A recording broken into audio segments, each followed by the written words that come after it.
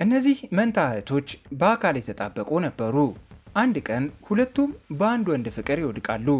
ነገር ግን ያ ወንድ የሚወዳት ታላቋን እህት ብቻ ነበር። እነሱ ፍቅር ሲሰሩ ማየቷ በታናሿ ላይ ቅናት አሳደረባት።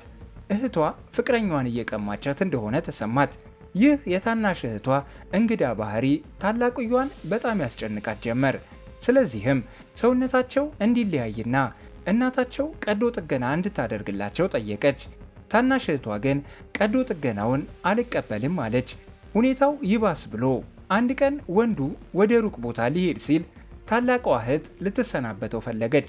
ነገር ግን በታናሽየዋ እህት ግትርነት ምክንያት ሳትሰናበተው ቀረችና ሰውየው ሄደ። ታላቅ እህቷ ስለ እሱ የሳለችውን ፎቶ እያየች ሁል ጊዜ ታስበው ነበር። ይህ ግን ታናሽ እህትየውን ይበልጥ አበሳጫትና ፎቶውን ቀዳዳ ጣለችው።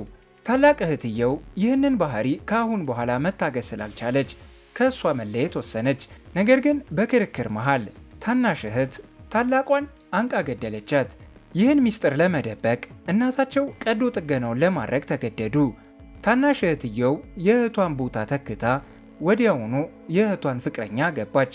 ነገር ግን በድንገት በሕይወቷ ውስጥ እንግዳ የሆኑ ነገሮች መከሰት ጀመሩ።